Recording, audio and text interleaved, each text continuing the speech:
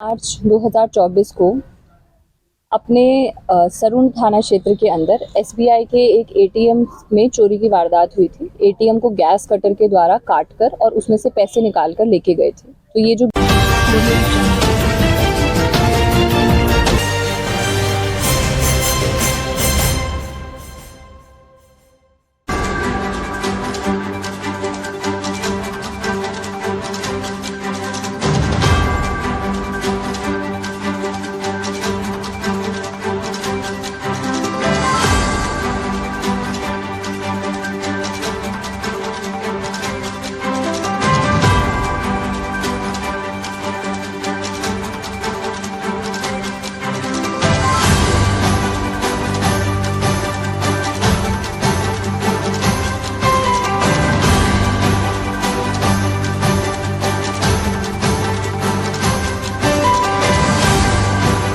2024 को अपने सरून थाना क्षेत्र के अंदर एसबीआई के एक एटीएम में चोरी की वारदात हुई थी। एटीएम को गैस कटर के द्वारा काटकर और उसमें से पैसे निकालकर लेके गए थे। तो ये जो गिरोह है ये काफ़ी लंबे समय से पिछले 2 महीने से राजस्थान के अंदर एक्टिव था और पिछले 2 महीने में 6 ऐसी वारदातें हुई हैं जिसके अंदर या तो एटीएम में से पैसे निकाल कर ले जाने का प्रयास किया गया है या फिर सफलता प्राप्त हुई है, जिनमें से एक वारदात जो है वो अपने कोटपुतली बहरोड जिले की थी।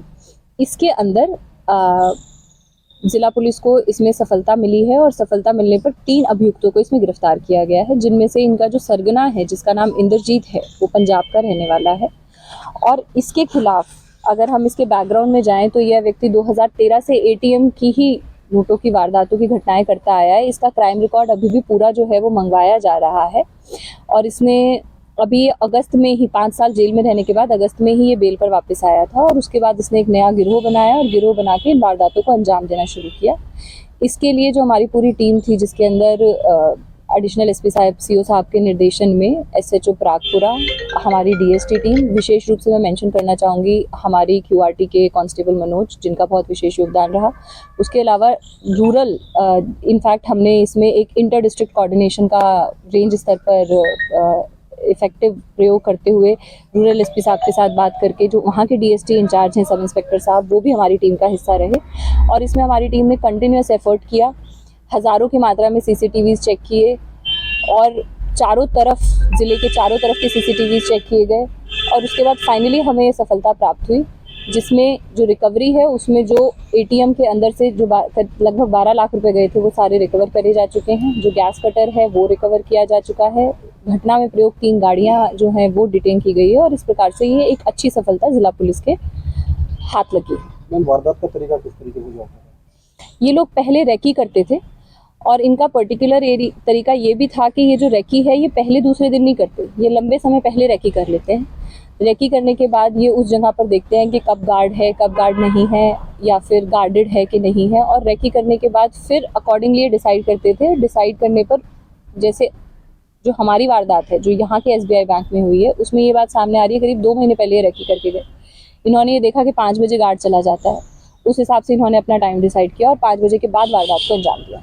मैम, जो अभी जो कैश कलेक्ट हुआ है इन तीनों वारदातों में, तो क्योंकि आचार संहिता जारी है तो इन्होंने कहाँ खर्चा किया है और कितना कैश बरामद किया है? जैसे कि मैंने कहा कि अपनी जो वारदात है जो यहाँ कोटपुतली बहरोड के 12 लाख रुपए लगभग 14 लाख रुपए इनसे रिकवर हुए हैं और बाकी जो थोड़ा बहुत पैसा इन्होंने खर्च किया है वो कहाँ खर्च किया है वो अभी तफ्तीश का विषय है, अनुसंधान में स्पष्ट किया जाएगा। कितने आरोपियों की पहचान अभी हुई है जैसे और पूछताछ में पता चला?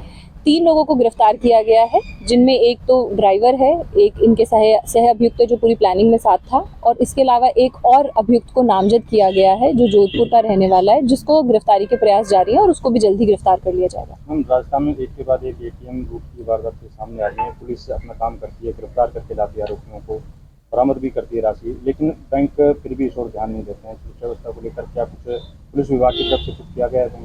ये समय समय पर बैंक्स के साथ मीटिंग भी ली जाती है, उनको पाबंद भी किया जाता है कि जैसे एटीएम जैसे संस्थान है इनके ऊपर सीसीटीवी तो खैर आजकल सब जगह ही लगे हुए होते हैं, इस वारदात में भी सीसीटीवी लगे हुए थे तो इनकी एमओ में एक्चुअली ये भी हिस्सा था कि सीसीटीवी के ऊपर इन्होंने काले रंग का स्प्रे डाला और दूसरे सीसीटीवी का कनेक्शन काटा और उसके बाद वारदात को अंजाम दिया। इसके अलावा गार्ड भी रखने के लिए बैंक्स को पाबंद किया जाता है, या जो ये प्राइवेट कंपनीज होती हैं जो एटीएम चलाते हैं उनको भी पाबंद किया जाता है। कभी कभी इनकी पूरी तरीके से अनुपालना नहीं हो पाती है, लेकिन इसमें कोऑर्डिनेशन करके और ज़्यादा से ज़्यादा अनुपालना करके ये सुरक्षा की दृष्टि से महत्वपूर्ण संस्थान होते हैं, ये करने की लगातार प्रयास करते रह जाएंगे। मैम कोटपुर में बात करें तो किसी भी एटीएम बूथ पर गार्ड मौजूद है? नहीं, ऐसा नहीं कह सकते कि किसी भी जगह पर गार्ड मौजूद नहीं है। कहीं कहीं पर गार्ड्स हैं और कहीं कहीं पर गार्ड्स नहीं है। तो जहां गार्ड नहीं है उनका सर्वे करके और संबंधित बैंक्स को हम लिखित में पाबंद करेंगे कि वो लोग भी गार्ड लगाना सुनिश्चित करें। और जैसा कि मैंने कहा कि लगातार जो है वो कॉन्वर्सेशन चल रहा है और उच्च स्तर पे भी कॉन्वर्सेशन चलेगा, और उसके बेसिस पर जो भी हम स्टेप्स ले सकते हैं वो लिए जाएंगे।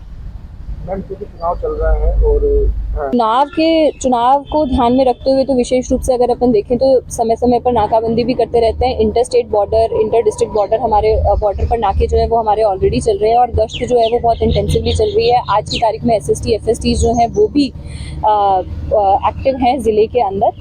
तो चुनाव की दृष्टि से जो पुलिस है वो पूरी तरीके से सतर्क है और किसी भी प्रकार की इलीगल कार्रवाई करने वाले व्यक्ति के ऊपर सख्त से सख्त कार्रवाई करके ये क्लियर मैसेज देना चाहते हैं कि कोई भी अगर आपराधिक गतिविधियों में संलिप्त होगा तो वो बच नहीं सकेगा और उसके खिलाफ सख्त एक्शन लिया जाएगा।